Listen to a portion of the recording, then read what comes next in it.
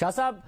ایک طرف ہمیں نظر آ رہا ہے کہ آپ حکومت کے اتحادیوں سے مل رہے ہیں اور وزیر اعظم خود اپنے اتحادیوں سے مل رہے ہیں، اور آج جو تقریر کی ہے اس میں خاص طور پر زرداری صاحب کو انہوں نے ٹارگٹ کیا، کہا کہ آصف زرداری میرا ٹارگٹ نمبر 1 ہے، میری بندوق کے نشانے پر ہیں، میں دعا مانگ رہا تھا، اب ان کی گردن میرے ہاتھ میں آ گئی ہے، عدم اعتماد ان کی سیاسی موت ہوگی۔ آپ عدم اعتماد کو فوکس کر رہے ہیں، وزیر اعظم عدم اعتماد میں کامیابی کے بعد آپ لوگوں پر فوکس کر رہے ہیں اور کہہ رہے ہیں کہ ٹارگٹ ہے آصف زرداری سب سے پہلا میرا۔ خانزادہ صاحب، اس کو جو کچھ کرنا ہے ابھی کر دے، پھر شاید کوئی گردن بردن ہاتھ میں نہ آئے۔ مسئلہ یہ ہے کہ کوئی سیاستدان ہو تو اس کی بات کو آپ بھی ریپیٹ کریں۔ یہ پالیٹیشن تو ہے نہیں، پالیٹیشن کی یہ زبان دنیا میں کہیں نہیں ہے۔ اس کے پاس ہے کیا؟ آج تک آپ نے اس کی تقریر پہلے دن سے اٹھا لے کہ چمبی مروڑا تو ہتھ مروڑا، تو اس کے علاوہ اس کے پاس کچھ نہیں ہے، اور یہی کہہ کے اپنے آپ کو پبلک میں اپنا انٹروڈکشن دیتا ہے کہ میں اتنا دلیر ہوں، میں اتنا بہادر ہوں۔ وہ کبھی مڑ کے اپنے آپ کو بھی دیکھے کہ کیا خود جتنے کیسز میں انوالو ہے یا جو کچھ ہو رہا ہے اس میں خود برداشت کر سکے گا۔ مجھے یاد ہے ایک دن اس نے اسپیکر آفس میں کہا تھا کہ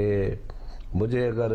9 دن سے 10 دن جیل میں رکھا جائے تو میں تو خودکشی کر لوں گا۔ تو وہ خود تو اتنا دلیر ہے، یہ خود اب اس میں بہت سے گواہ ہے، مگر میں اس بات پہ نہیں جاتا، نہیں میں بدتمیزی کرنا چاہتا ہوں، ورنہ ہمارے پاس بھی ایک بہت اچھی زبان ہے،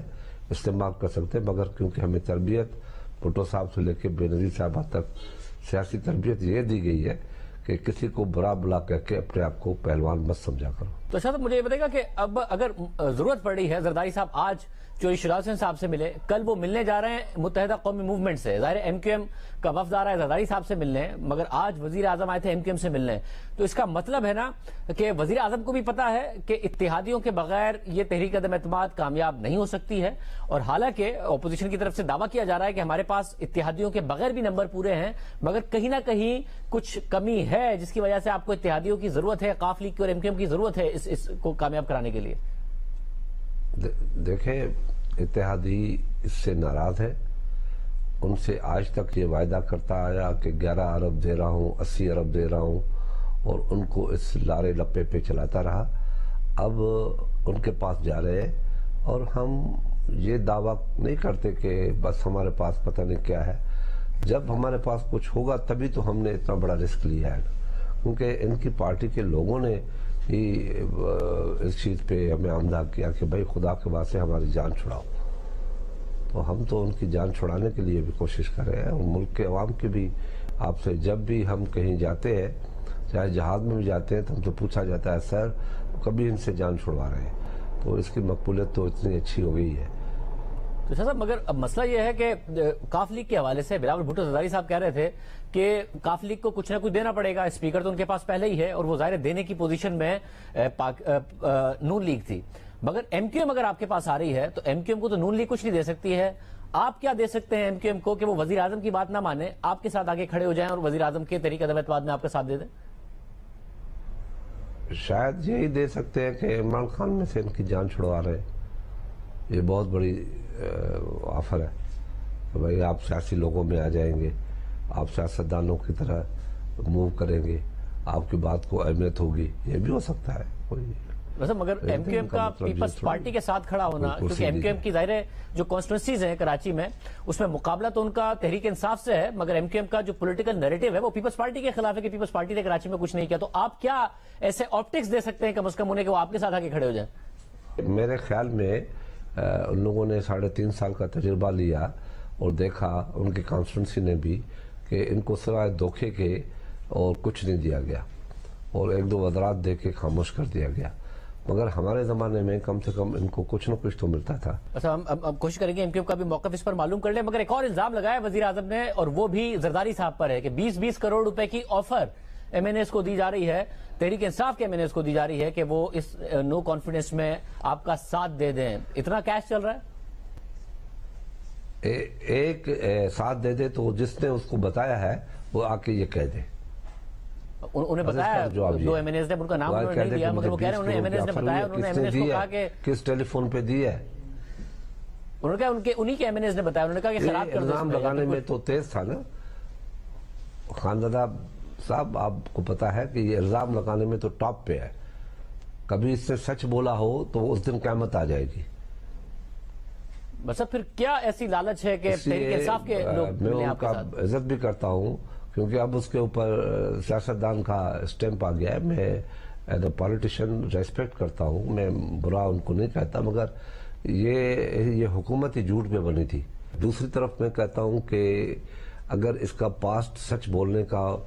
نظر آئے آپ کو تو آپ بھی اس کو سچ مان لیں, اور ضرور مانیں. آپ کیوں نہیں مانیں کہ اس آدمی نے تو جھوٹ بولا ہی نہیں ہے, یہ تو صحیح معنی میں ریاست مدینہ میں رہتا ہے.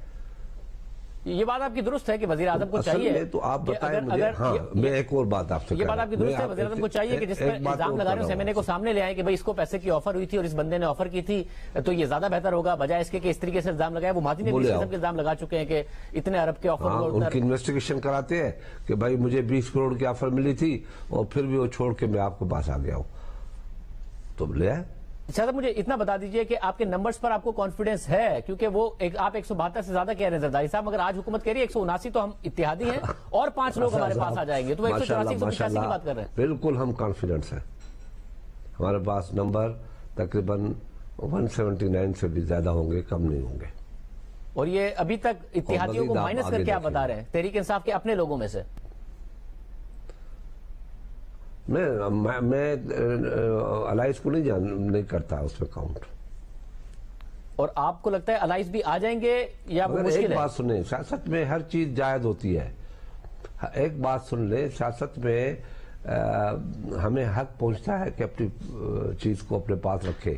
یا بتا بھی دے, اور ان کو بھی حق پہنچتا ہے کہ یہ آپ کیا سمجھتے ہیں کہ یہ جو گالیاں دی ہے میلسی میں, یہ کوئی سمجھدار آدمی ملک کا وزیر اعظم ایسی لینگویج استعمال کر سکتا ہے؟ یا ملک کا وزیر اعظم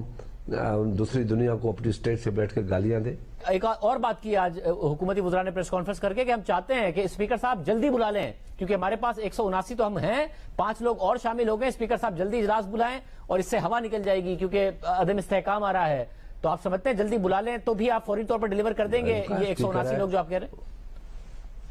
آپ اس کا جواب تو سمپل اتنا ہے کہ اسپیکر تو ان کے اشارہ جو ہوتا ہے نا آنکھ کا دور سے, وہ سن کے بھی اس لائن پہ ٹوک کرتا ہے. تو یہ تو اتنی بڑی آفر دے رہے ہیں, وہ منگا لے, کل